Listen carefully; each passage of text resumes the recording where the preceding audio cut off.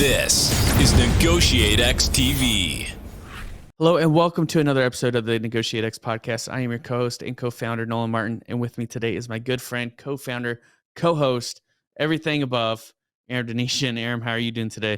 I'm good. The year off to a good start for you, Nolan? Yep, it is. It's gonna have to be better than 2021. I think we've all had enough of 2021, so here's to staying positive for 2022. We said that about 2022, so hopefully we're on an upward trajectory. So we'll see. Today we have another question from our listeners, and so Aram and I, these are definitely our favorite questions, our favorite episodes, because it's not us coming up with the material. We got to figure out what issues you are having and try and solve those, and that's always a lot more fun than us just trying to figure out what to talk about, and I think it's more exciting for you as well. But today's question is, how might we approach a negotiation when there's little time to plan and prepare? Aram, over to you, sir. Yeah, we would all love to think that never happens, that we're all going to have just the right amount of time to get well prepared and to have this whole thing planned out.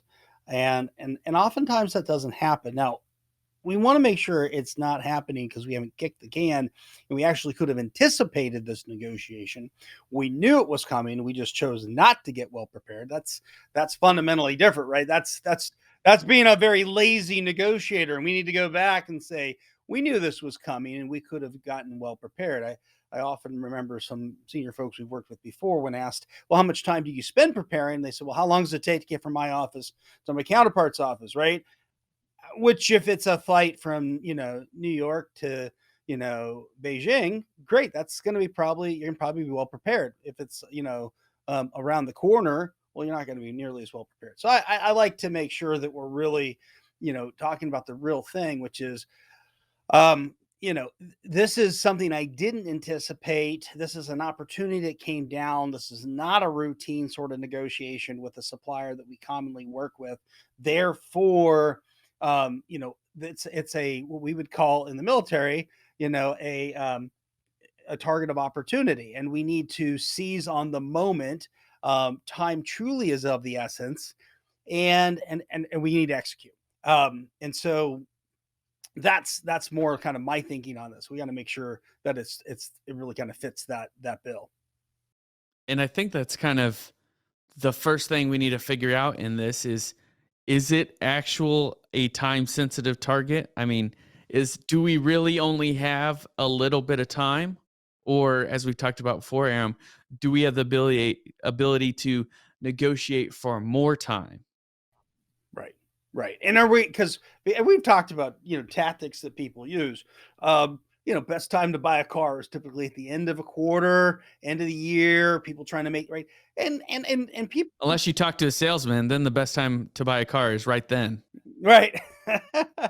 The folks we're working with have drivers. They know we have drivers. We know that time does factor into negotiations.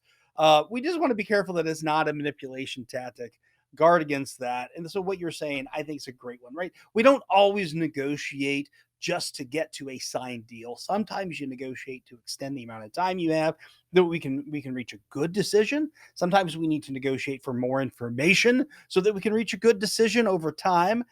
We need to negotiate maybe to escalate this through internal channels for both of us, and so that we can get more permissions to be able to negotiate more broadly than what we have right now. I mean, there can be any number of reasons that somebody negotiates. Checking the time assumption is a really good one.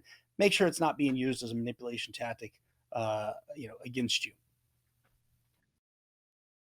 Yeah, I think, last episode we had talked about taking the time, finding the time to get more creative, unfettered brainstorming of options. And so maybe that's something that we also need to explore here is, hey, is it going to be more advantageous if maybe we get a few more people to generate just a few more options so that we make sure that we are coming up with the best outcome at the end of the day? So I think that's definitely applicable here when we talk about time. Yeah, it is. I tend to tell folks, if this, okay, what's the nature? Let's talk urgency here. So what's the nature of the the negotiation? If this is an urgent negotiation and it is coming up because there is either damage or potential damage to relationship, or there's confusion about something because of poor communication, heck, we need to focus on those things first and set aside any sort of substantive solutions, because we need to deal with perceptions. We need to deal with trust. Okay. So that comes to understanding the essence of the negotiation. If it, though, to kind of your point, Nolan, is around the substance and we really are under time, then we coach folks to kind of focus on what we call those in the circle elements. And those are things that, as I'm bumping along, or in a Humvee, I'm thinking about, but as we are like reacting to the moment, say, what are the interests? What are my fears, needs, concerns, motivations I'm trying to satisfy right now? That this is a target of opportunity. That's why I'm seizing it, right? What are my interests? Am I really clear on those?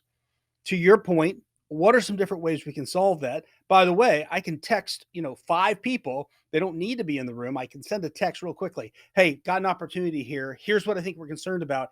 Any suggestions, any ideas? And I can do that very quickly and try to harness that multiple perspective, brain power right away. And then what are the criteria? How do we know that this is something fair and legitimate? Because even in the moment, I'm going to have to come back with something that's fair, reasonable, defendable. So I'm going to need some sort of standard of legitimacy. Do I have one? Can I get one? Can I invite one from the other side right away? How did you come up with that? This seems like a really good idea. How do we know this is fair and defendable? And then the last one is, I just want to do a quick reality check with my BATNA and say, well, before I jump in, because boy, I'm excited. That's what, right? I'm allowing myself to be driven by time. Reality check. What happens if I don't agree? What happens if I let the time pass and we've missed this opportunity? Am I really in as bad a shape as I'm assuming I might be, right? Let me really check what my BATNA might be to walk away and go do something else. Or even my BATNA being, let's wait. Let's just wait and see what happens. Hey, thanks for checking out this video on NEGOTIATEx TV. If you found any value at all, please hit the subscribe button, hit the notification icon if you want to be notified of future videos. And then we also have a couple videos over here that you might be interested in checking out.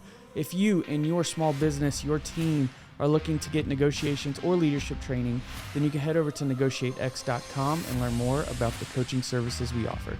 Thanks, and I'll see you over in the next video.